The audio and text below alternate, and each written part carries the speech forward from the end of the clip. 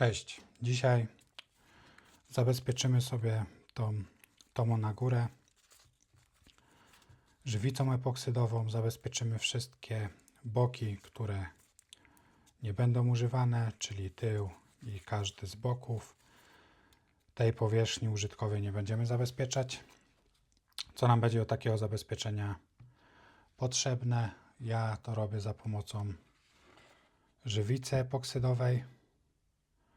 Więc potrzebna jest taka żywica, potrzebny jest utwardzacz do niej.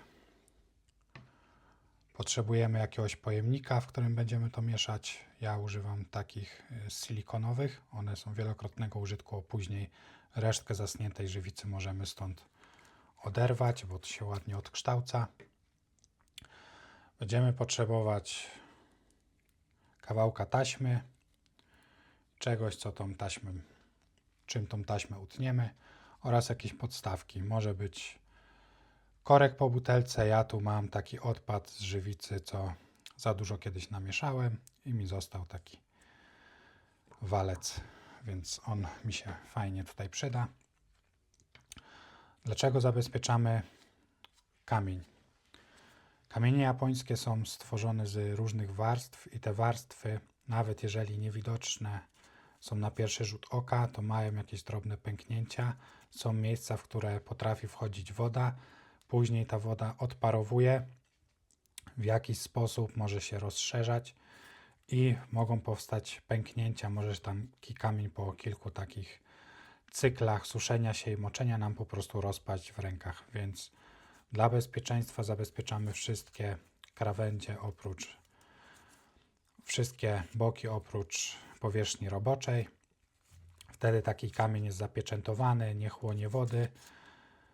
Na tych bokach, które są zabezpieczone, tylko może chłonąć i oddawać wodę przez powierzchnię roboczą. No i to go wszystko trzyma tak w kupie, żeby się nam nie rozpadł. Zwłaszcza można zabezpieczać wszystkie rodzaje kamieni, zwłaszcza tego się używa przy kamieniach japońskich, bo właśnie one mają tą strukturę taką warstwową. Dlaczego ja używam żywicy epoksydowej? Próbowałem z lakierem do kamienia i efekty były ok, ale nie jest to taki bardzo dobry środek według mnie. Długo schnie, bardzo cieniutką warstwę można go zrobić i trzeba powtarzać ten proces kilka razy, żeby dobre efekty utrzymać. Próbowałem z lakierem do paznokci, tak też niektórzy zabezpieczają po prostu zwykłym bezbarwnym lakierem do paznokci i takie zabezpieczenie jest w porządku, tylko że dosyć często je trzeba odnawiać i jest bardzo podatne na jakieś uszkodzenia, czy na przedarcia, na cokolwiek, nie jest tak trwałe. No i pozostała mi żywica epoksydowa, która moim zdaniem wystarczająco wnika w jakieś szczeliny, wgłębienia i trzyma się tego kamienia oraz jest po wyschnięciu bardzo twarda i bardzo fajnie współgra z powierzchnią kamienia, bo można ją tak samo zdzierać tak kamień. Przy na przykład lakierze do paznokci, jeżeli miałem bok kamienia pokryty lakierem do paznokci, zaczynałem wyrównywać powierzchnię roboczą, naddarłem ten lakier do paznokci, no to on zdzierał się całymi łatami. Przy żywicy epoksydowej nie ma takiego problemu. Jest ona normalnie ścierana tak, jakby to była powierzchnia lakieru. Warto, jak zabezpieczamy sobie boki i będziemy korzystać z tego sposobu oklejania, który ja przedstawię, warto, żeby te boki były w miarę zeszlifowane i równe, bo w każdą nierówność będzie wpadać żywica epoksydowa. Jaki efekt będziemy chcieli osiągnąć? Będziemy chcieli osiągnąć efekt podobny jak na tym kamieniu, czyli mamy zabezpieczony bok żywicą, górę kamienia żywicą, a tutaj powierzchnia robocza nie jest zabezpieczona i jest bardzo ładnie tutaj widoczne odcięcie, bo ta krawędź ta powierzchnia była dosyć gładka, więc bardzo fajnie taśma do tego przylegała. Tu najbardziej widać, że były jakieś wgłębienia i żywica sobie tam poszła. Nie jest to żaden problem, tutaj nie dochodzi to do powierzchni roboczej. Jeżeli by doszło, to jest bardzo łatwe do do ścierania i wyrównania. Nie ma żadnego problemu. Jeżeli widzimy, tutaj mamy Mikawa na górę na przykład i ona ma ślady takie po pile albo po jakimś bardzo zgrubnym równaniu, to w takie ślady, w malutkie rowki, także będzie ta żywica sobie spływać i będzie zostawiać takie ślady, które, tak jak wcześniej powiedziałem, nie będą stanowić żadnego problemu. Jak do nich dojdziemy, można je bardzo łatwo zetrzeć, więc nawet jeżeli tej powierzchni nie mamy idealnej, to da się to zrobić i w miarę to będzie działać i wyglądać. Więc zaczniemy sobie od przygotowania kamienia. Można okleić całą powierzchnię roboczą taśmą po prostu i wtedy po zaschnięciu żywicy ją sobie zedrzeć i wyszlifować tutaj nadmiar żywicy, która będzie przy rogach. Ja to zrobię trochę inaczej. Wezmę teraz taśmę zwykłą, klejącą i spróbuję sobie okleić boki na tyle,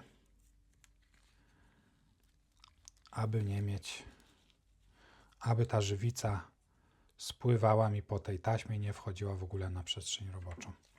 Tu ten kawałek zmacany utnę, żeby mi nie przeszkadzał.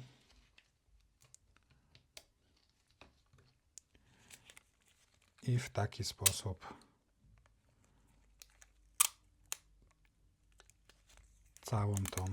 ten kawałek powierzchni postaram się przygotować.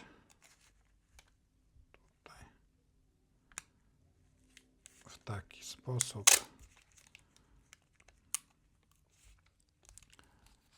I tu już mogę uciąć go z powrotem.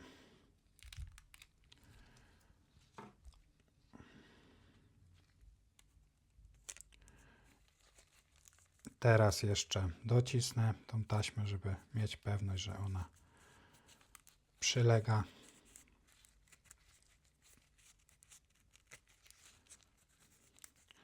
Do powierzchni, żeby nam się nie dostawała gdzieś pod taśmę.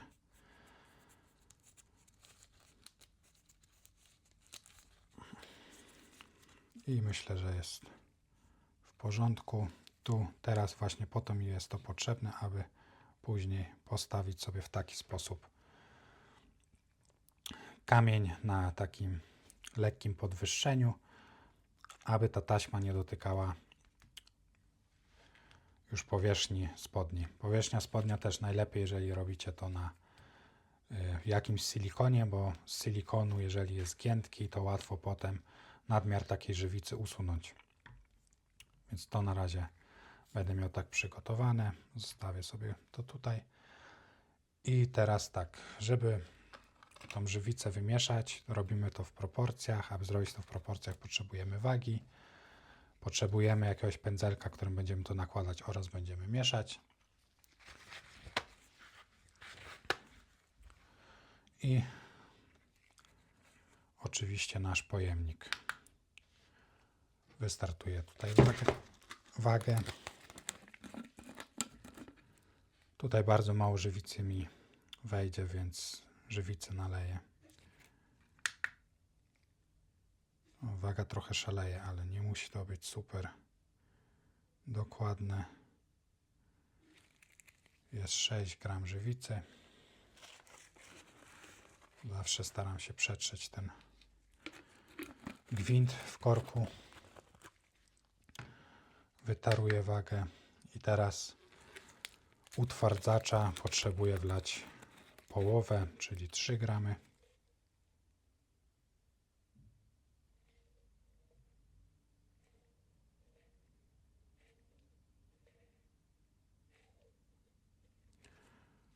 Jest trochę więcej, nie powinno to stanowić żadnego problemu. Może nam po prostu trochę szybciej zastygać ta żywica. Czas aplikacji takiej żywicy to jest około pół godziny, z tym, że ona zastyga w trakcie, więc na początku jest dosyć łatwo ją aplikować, a później coraz gorzej, bo jest coraz gęstsza. Teraz potrzebujemy to dokładnie wymieszać z około 3 do 5 minut. Ja używam drugiego końca właśnie pędzelka. Staramy się też w taki sposób mieszać, aby nie napowietrzyć zbytnio tej żywicy. Mi się tutaj już nie udało, już jest dużo bąbelków. One jakoś specjalnie nie będą przeszkadzać. Większość z nich pewnie uleci, no bo będziemy dosyć cienką warstwę nakładać na kamień, ale przy jakimś grubszym nakładaniu takie bąbelki będą zostawać na powierzchni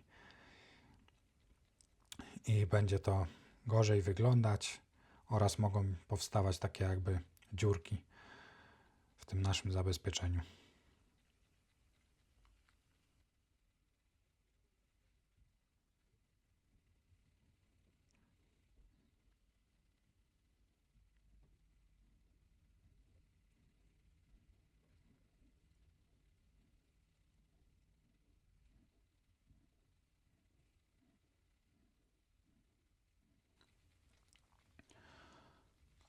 Aby pędzelka użyć więcej niż jeden raz, potrzebny nam będzie aceton i jakiś pojemniczek też, do którego wlejemy aceton i po już całej operacji zabezpieczenia kamienia musimy dokładnie wypłukać włosie z pędzelka w tym acetonie.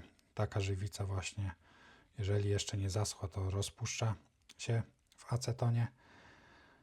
Jeżeli coś pobrudzimy, to musimy jak najszybciej acetonem właśnie tą żywicę zdjąć i wyczyścić powierzchnię, którą żeśmy pobrudzili. I tak samo pędzelek ten już ma dosyć duży przebieg i cały czas działa.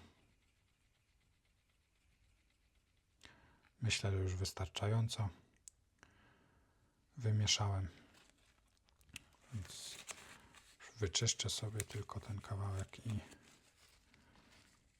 możemy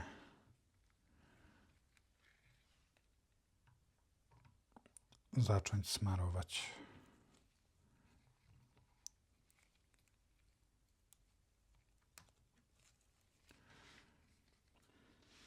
Nakładam, bierzemy sobie na pędzel trochę żywicy i smarujemy po kamieniu. Jeżeli są jakieś dziurki na kamieniu, to staramy się, żeby ta żywica tam weszła. Ona jest dosyć gęsta, więc tak łatwo nie będzie sama wchodzić. Po to nam ten pędzelek, żeby te włoski nam ładnie we wszystkie szczeliny pozwoliły dojść.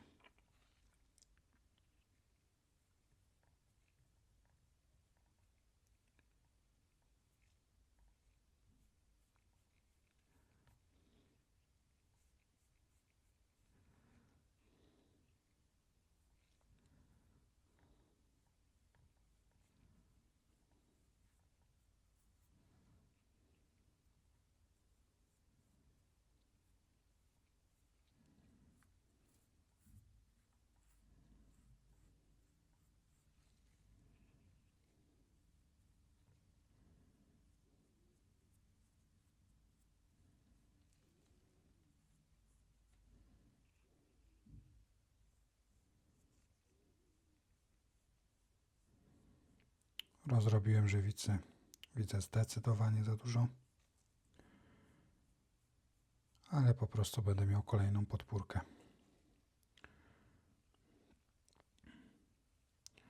Jak mamy taką żywicę, najlepiej to robić taśmowo i od razu kilka kamieni na raz pokrywać żywicą. Wtedy na pewno mniej się nam jej zmarnuje.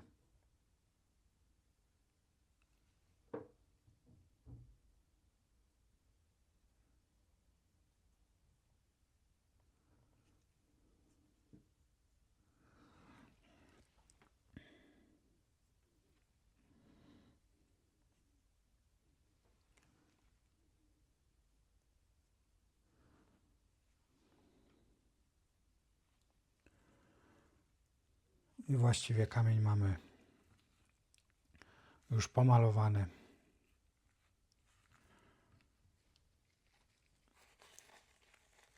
Teraz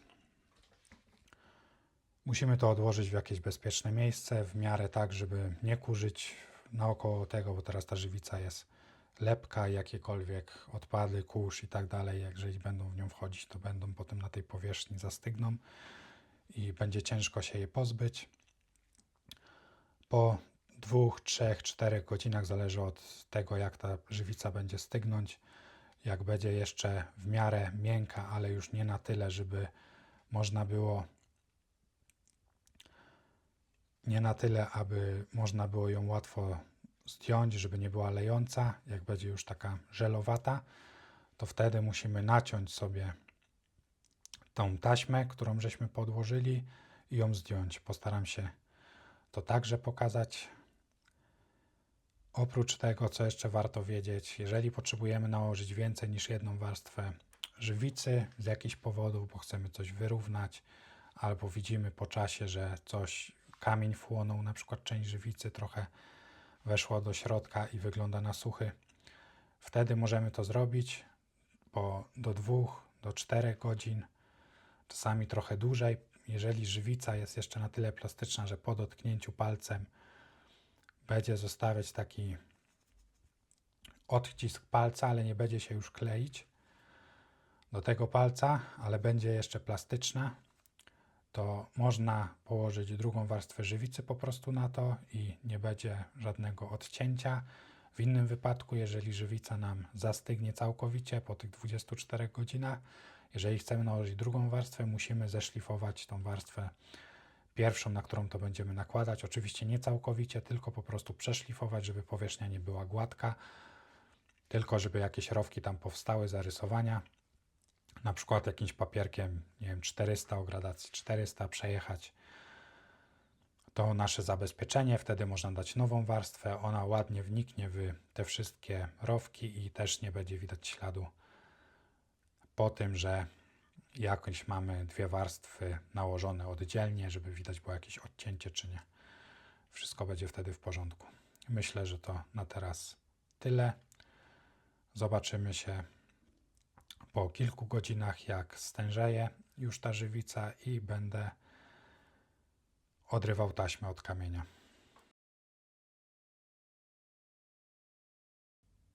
No i witam znowu po 3 godzinach.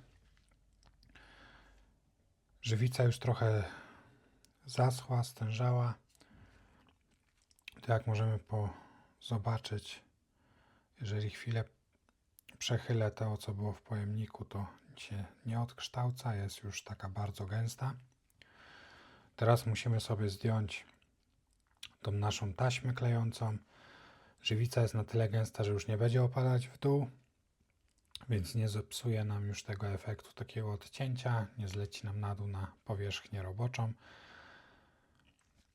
a jednocześnie jest na tyle miękka, że jak dotknę tą żywicę rękawiczkami, tutaj nawet z takimi wypustkami, to większość tych śladów po dotknięciu powinno się zniwelować, a nawet jeżeli jakieś zostaną, to nic to nie szkodzi, dopóki warstwa żywicy będzie po całej długości, woda nie będzie nam się tam wdzierać, to wszystko będzie w porządku. Ja sobie pomogę pencetą, żeby to zdjąć. Jak to zdejmujemy? Musimy oczywiście chwycić nasz kamień,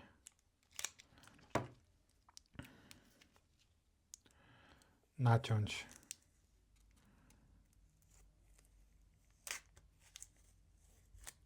i pozbyć się całej taśmy.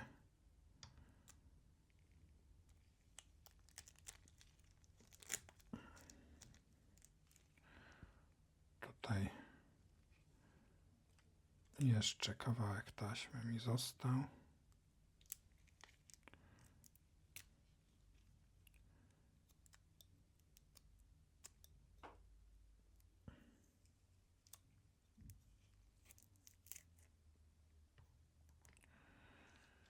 I już tak to wstępnie wygląda.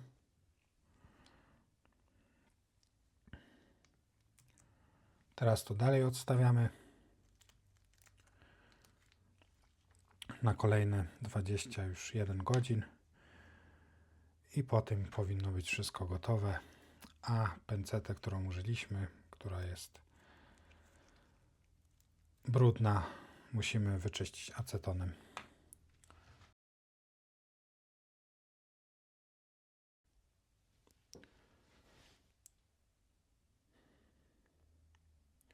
Witam w kolejnym dniu. Jak widzimy, żywica już całkowicie stężała, stwardniała. Mogę sobie dotykać to już bez rękawiczek. To możemy sobie odłożyć. Wyszło to bardzo dobrze. Są jakieś niewielkie, jakie były szpary, to żywica tam weszła. I zabezpieczyliśmy boki kamienia żywicą. Czego dowiedzieliśmy się? Że tutaj było pęknięcie, w które weszła żywica i tutaj także jest lekki ślad od żywicy, więc jakieś pęknięcie tutaj idzie, w które też tędy wlazła żywica. Więc nawet w takie drobne pęknięcia, które nie były widoczne wcześniej gołym okiem, żywica jakoś znalazła miejsce, żeby tam wejść, zasklepić się, więc bardzo dobrze. Gdybyśmy tego nie zabezpieczyli, prawdopodobnie to po kilku sesjach moczenia w tym i w tym miejscu łatwo by było bardzo, żeby pęknąć, tym bardziej, że żywica jest gęstsza niż woda, więc jak żywica tam wlazła, to woda na pewno też by sobie tam pływała. Teraz tak, tutaj mamy ten pozostałość żywicy, tak powiedziałem, takie pojemniki są bardzo fajne, bo można się tego czopka w bardzo prosty sposób pozbyć i prawie że wyczyszczony cały pojemniczek mamy do ponownego użycia. No i mamy taką małą podstaweczkę tutaj, która została. I jeżeli chodzi o matę i kawałki żywicy na macie, to także możemy sobie w bardzo prosty sposób wszystko tutaj wyczyścić z niej. Teraz chcemy dokończyć już robotę przy tym kawałku kamienia, żeby mieć go gotowym. Także kładziemy sobie podpórki. Trochę żywicy nam wyszło na tą powierzchnię roboczą, więc musimy to zetrzeć oraz pozaokrąglać sobie rogi. Więc mamy kamyk, mamy płytkę Atoma, to jest gradacja 400. Na początku postaram się zetrzeć ten kawałek żywicy, który wystaje. Już właściwie się starł. Teraz zaokrąglę sobie wszystkie krawędzie.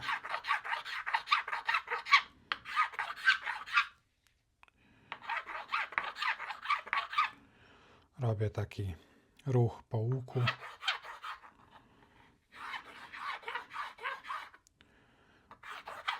Aby te przejście, to zaokrąglenie było w miarę gładkie.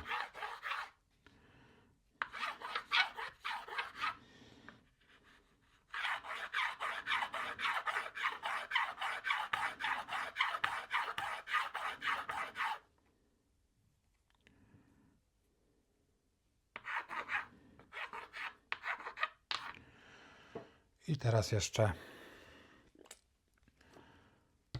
jeżeli mam kamień do wytwarzania zawiesiny takiego typu, to lubię sobie nim jeszcze tak pojeździć po łuku,